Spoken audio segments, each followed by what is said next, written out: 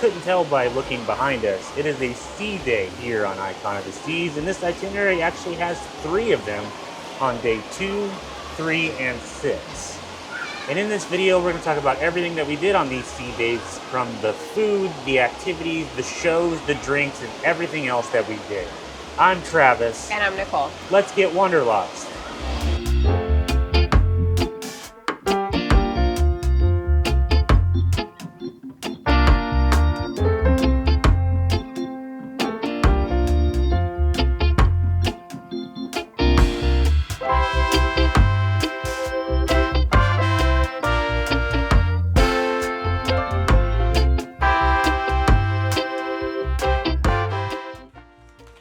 Hey Nicole, did you find a show or for something for us to do right now? Yeah, there's a second ice skating show. Once Upon a Time starts at 5 o'clock. Cool. That looks like it's in about a half hour, so we probably should get going. If you didn't know, there are plenty of shows and entertainment on your sea days aboard Icon of the Seas, and we're going to talk about what we did on our 3 sea days as soon as we get back from this ice skating show that Nicole wants to go watch. So let's go. Once Upon a Time is the secondary ice show aboard Icon of the Seas. It is loosely based around some of your favorite fairy tale characters, such as Humpty Dumpty, Pinocchio, the Big Bad Wolf, and is mainly geared towards children and families, but it is still a really fun show that we recommend you checking out if you see it on your cruise compass. Yes, Once Upon a Time is geared towards children and family, but we actually had a really good time watching it, and we would recommend it to anyone, even if you don't have kids and family. They do a lot of cool tricks, including backflips, and even though the story is a little kiddie, it's still a fun time.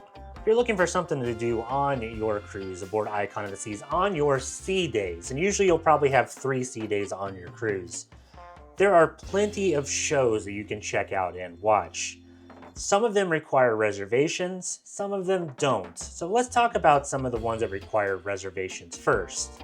On Icon of the Seas, you can make reservations about 30 days before your cruise. If you don't do that, you can actually make reservations on board at Spotlight Karaoke, because that's where the box office is located on your first day of your cruise.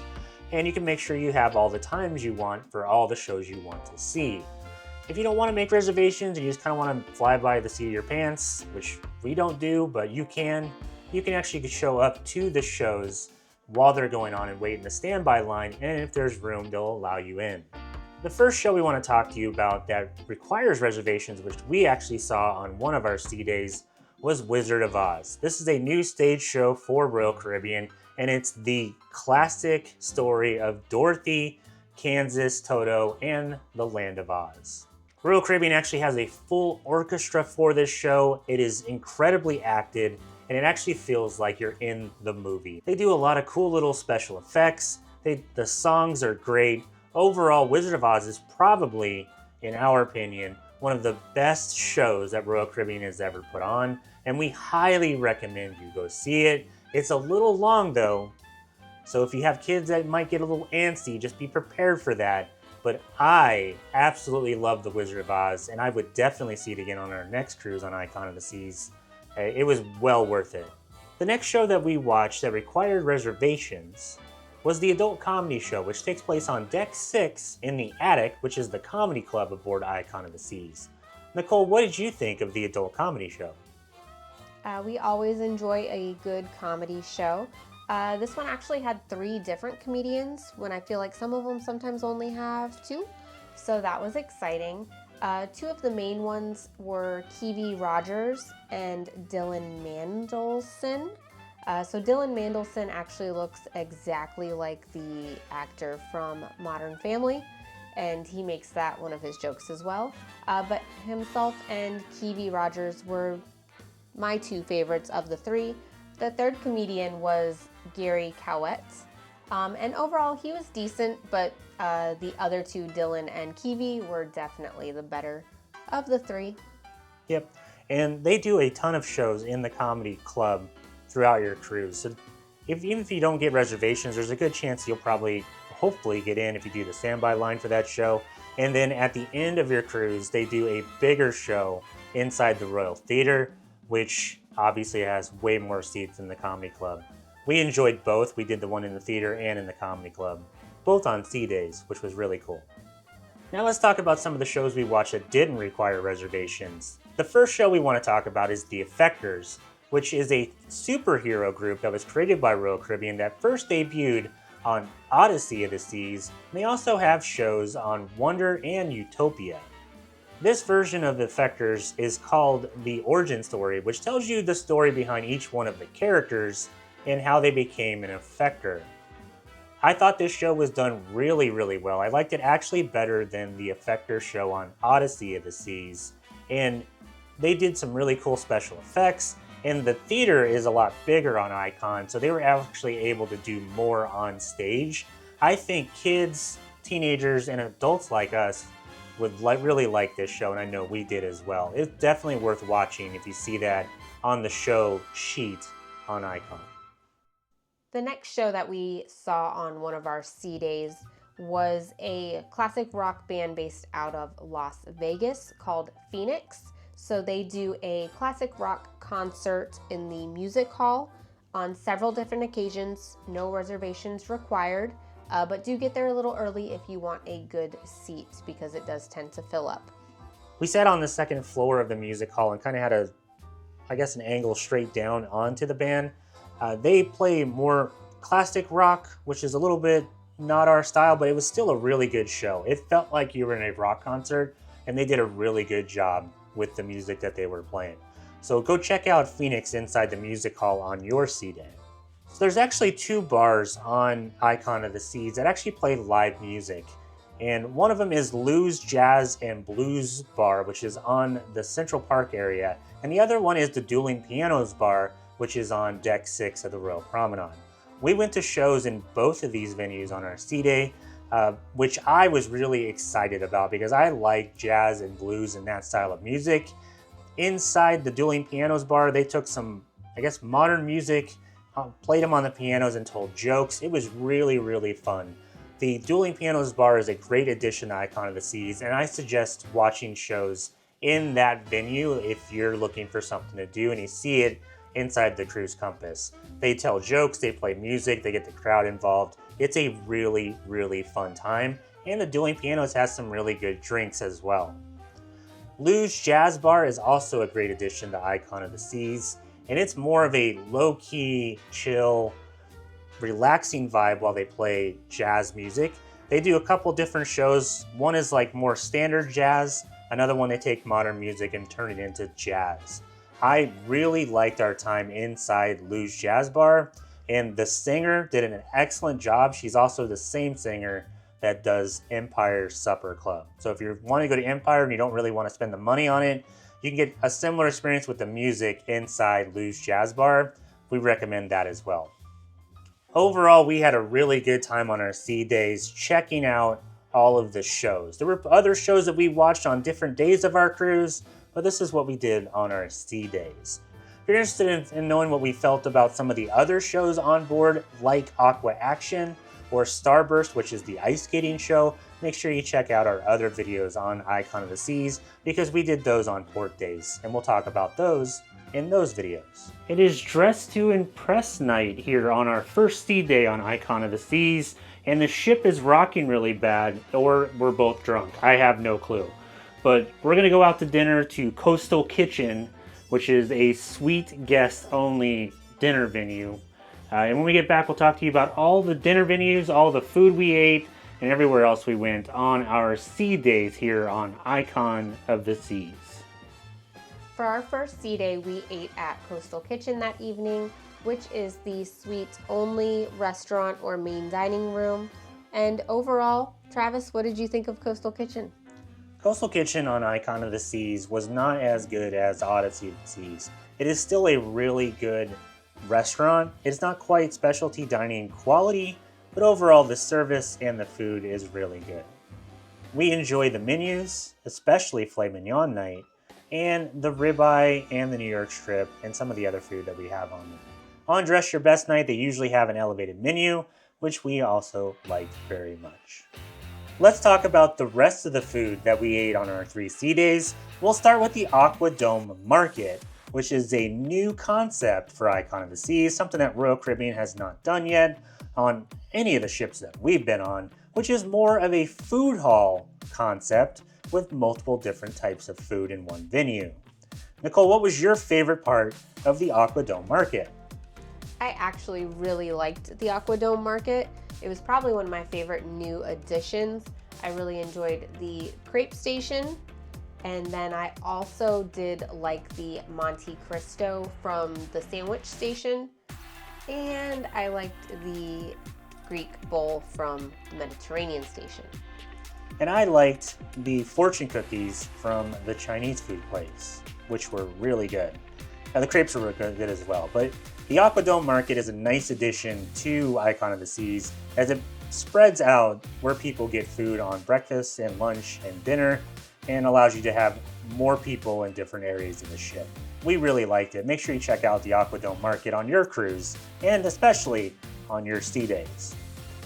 Let's go through some of the other quick service restaurants that you can go to on your sea day. We'll start with the Pearl Cafe, which Nicole really likes because that's the coffee bar on Icon of the Seas. What food did we get from the Pearl Cafe? The Pearl Cafe is the replacement for what you may be used to as Cafe Promenade. That is where you're going to get your little snacks. They actually have a much larger menu than what you would usually get at Cafe Promenade, so that was nice to see. We really enjoyed the Oreo cupcake, and they also had a muffalata sandwich that was pretty good. But they do have a really nice selection of grab-and-go sandwiches. There's actually a little station where you can just grab like fruits, veggies, sandwiches. Sometimes there's pasta salad in little to-go containers, so you don't even have to wait in line. But then if you do have a couple minutes to wait in line, there's some sandwiches, little like snacks, cakes, cookies, that sort of thing. But overall, I really enjoyed the Pearl Cafe. Yeah, it's a much improvement over the Cafe Promenade, and this is also where you can get your normal coffee, juices, and water if you're looking for a place to get a drink and you don't have a drink package on the Royal Promenade. Next, we'll talk about El Loco Fresh, which is a Royal Caribbean staple, especially on all of their new ships, which is the Mexican quick serve, which has a salsa bar. I thought El Loco Fresh on Icon of the Seas was very good and better than some of the other ships that we've been on. I really enjoyed the tacos that we made and the nachos that Nicole put together on her plate. Overall, El Loco Fresh is on the pool deck. It's a great spot to get some food if you're in between getting in the pool or going somewhere else around that area. And then the other Royal Caribbean staple that is on Icon of the Seas is on the Royal Promenade, and it's your pizza joint that's open until 2 a.m. Everybody's favorite, Sorrento's Pizza. And it's a much bigger location than on some of the other ships, and the pizza is still as good as it is for Royal Caribbean style. We liked Sorrento's. We had it late one night after one of the shows and took it back to the room. But Sorrento's is always a favorite among people on the ship, and it's even better on a sea day, especially after you've been out way too late and it's 1:30 in the morning and you want a snack, because pizza is the best snack. We tried a couple more restaurants that are unique to Icon of the Seas that are located in the Surfside neighborhood, which is made for kids and families. They were the Surfside Eatery and the Surfside Bites. Nicole, what did we think about those quick service restaurants on this ship? So Surfside Eatery is going to be a little mini buffet, kind of like a mini windjammer located in the Surfside area. They had some really cute snacks. It was a lot of basic stuff, but they made sure to make it fun for kids, such as little pirate skewers, which was really just skewered chicken. But they made everything fun and exciting. Plus you could get ice cream there, which is always a plus. So if you have any picky eaters or you're just hanging out in the Surfside area and you don't want to go all the way up to the Windjammer, it's a really great option to get some basics. And then the Surfside Bites is a little grab and go station. They had a pizza toasty, which was kind of like we thought it was going to be like a Pizza Hot Pocket, but it was really just a mini pizza. It seemed like a pizza from Sorrento's that they put in a toaster. And it was actually pretty good. They also have a really good confetti cookie. I was surprised because usually I do not like Royal Caribbean cookies. They are kind of dry and usually a little too crunchy, but this one was soft and excellent, so it made me question why they can't get any of the other cookies right, but it was still good. So if you're looking for a good cookie, go to Surfside Bites. The last place that we ate on our sea days on Icon of the Seas is Empire Supper Club. If you haven't heard about this, it is a specialty dining restaurant located on Deck 8 over by the Central Park area, and it is a dinner show. It is jazz music, an 8-course meal, 8 drinks to go with it. We will have a video on our channel that goes more in depth into Empire Supper Club, but it is a really unique experience and something that you should definitely want to experience at least once on Icon of the Seas. There is a ton of different food options for your sea days on Icon of the Seas. The one thing that we suggest is when you first get on the ship, make sure you make reservations for the main dining room, your specialty dining restaurants, or even Coastal Kitchen. You can do this in the app the same time that you're making reservations for all the shows you want to see, or you can actually go to the main dining room or the restaurant you want to go to make those reservations. Reservations are going to make it so you don't have to wait long in a line, even if you have My Time Dining, and it's going to make sure you can go to the restaurant you want to go to on the day that you want to go to. So Nicole, what are we going to be doing right now? Harry Potter trivia. Are we going to win? Probably not. You're probably right. So if you didn't realize, Icon of the Seas has tons of activities to do all day, especially on your sea day. We're going to go downstairs and lose at some Harry Potter trivia, and we'll be back later to let you know everything else we did in terms of activities on our sea days on Icon of the Seas. Nicole, how was Harry Potter trivia? As per usual, we did okay, but we did not win. We did not win. So how was Harry Potter trivia overall? How did they do on Icon of the Seas? Overall, they did a really good job with the Harry Potter trivia on Icon of the Seas. There was maybe about 2 repeat questions from previous cruises, but they had a nice mix of questions from both the books and the movies, and some of them were actually pretty difficult. They got you thinking, and then they had some good bonus questions as well. And I think a 8-year-old girl won, which is depressing because we should know these questions. Harry Potter trivia takes place in Spotlight Karaoke in the Royal Promenade. And it's actually a bigger space on Icon of the Seas versus on, let's say, Utopia or Symphony.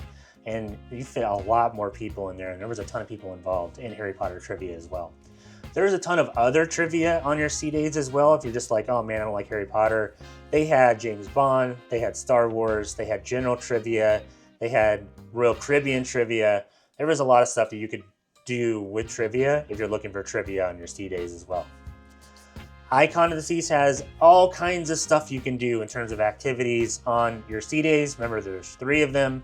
We're going to talk to you about some of the ones that we did on our cruise. Now, Nicole and I do not do the water slides, the sport court, the flow rider, the mini golf, and a lot of those things on sea days because they are insanely busy. So be aware of that. If you're like, hey, I'm going to save the water slides for when we're not in a port, there's going to be long lines. So we kind of wait for those when we come back to the ship on port days. But we do like to do game shows on our sea days and for activities. And let's talk to you about some of the great ones that are on Icon of the Seas. The first one we'll talk about is called the Broken Link, which is Royal Caribbean's version of the weakest link. And I think Cruise Director Mike likes this one because he gets to be mean to guests, which if you work retail or you work in a service industry, you know how rewarding that can be at times when you can do it. They take 6 actually contestants from the audience in the AquaDome, and they ask trivia questions, and the guests get to vote against each other who gets kicked off, and eventually you have a winner. They also do a version of this called the Wettest Link, and this is happening in the AquaDome on the same space that they do the Aqua Show on. And you're just expecting them to get drenched from the water that they use in the Aqua Theater. And unfortunately, they pour buckets of water on them instead. Still a fun time, and it's super funny.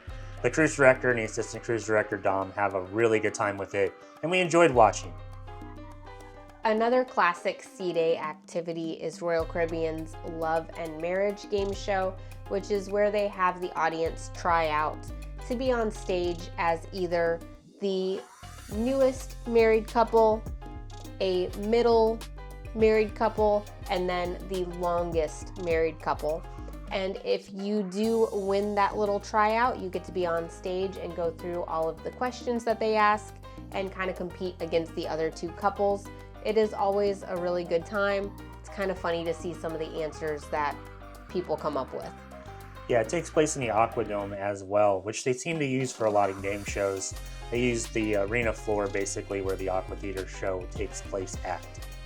Two other game shows that they do on Sea Days also take place in the AquaDome. As we said, they do like to use that venue for that because not only is there a good amount of seating, there's also plenty of standing room in the back as well. So if a bunch of people wanted to come, they could. And that is going to be Who Wants to Be a Royal Caribbean Millionaire and the Family Feud. So we've seen Millionaire on a couple cruises before. Family Feud, I actually think this might have been the first one, actually. But it was a good time. They did not do just families, so it was some random people put together in a family of Family Feud, but it's always fun. And if you ever want to be a part of these game shows, just get to the AquaDome or wherever they're doing it first or early, and then actually put your name down. A couple of the shows that we actually watched, like let's say the Wettest Link, they were calling for volunteers and nobody was volunteering. So if you want to be a part of these shows, there's a very good chance that you can be. You just have to volunteer. It's not hard. Just go down and ask the people in charge if you can be a part of it. And if you're looking for a club atmosphere because you got to get your groove on Icon of the Seas, you're in luck. They actually have Club Red, which is the nightclub on Icon of the Seas, and it takes place in the music hall. And on Icon of the Seas, we actually had a bigger party atmosphere than we did on Utopia of the Seas, which is known as the world's biggest weekend, which is supposed to be the party ship. And the Club Red was full of people in the music hall on our sea day. We checked it out. The music was great. They had some really good drinks. And of course, people were dancing like crazy. If you want that, you can definitely get that on Icon of the Seas, especially on your sea day. Now, if you just wanted to relax on your sea day or watch some YouTube videos in your room, you can definitely do that. Nicole and I got the internet package, which on Royal Caribbean is called VOOM, V-O-O-M, and we mostly got it so we could monitor who was watching our dogs back home. But we also were able to watch some of our favorite YouTube videos, like this channel called Let's Get Wanderlost, and check in with friends and family and all that sort of stuff. We spent about $24 per day on the internet package, and we just did the one device for one person. With the one device for one person, you can actually switch and actually have another device log in. You just have to log out of the first device. So there was times where I would log out and Nicole would log in so she could check her email and work stuff and all that good stuff. Overall, the internet worked really well on Icon of the Seas. It is a brand new ship with tons of Wi-Fi nodes, and we never had an issue with it slowing down or not working the way that it should. As I said earlier, there's a ton of other activities that you can do, everything from the flow rider to the water slides, mini golf. You could do sports and pickleball and basketball and all kinds of other activities. You can just lay in the pool or go in the hot tub. Nicole and I don't like to do that stuff on sea days because there's more people on the ship and they're usually very busy. But if that's something you want to do, a sea day is a great day to do it. So it's the end of sea day number 2 for us, and we decided to end the night by coming up to the Overlook Bar, which is a brand new bar aboard Icon of the Seas. It is in the AquaDome at the front of the ship, and it is definitely a beautiful location, both during the day and at night. And we decided to come up here because it has one of our favorite drinks, the Overlook Spritz. It's actually Travis's favorite drink. Definitely. But we are going to end out the evening finishing these off, and then we'll talk to you guys about all the other drinks that we've had aboard Icon of the Seas.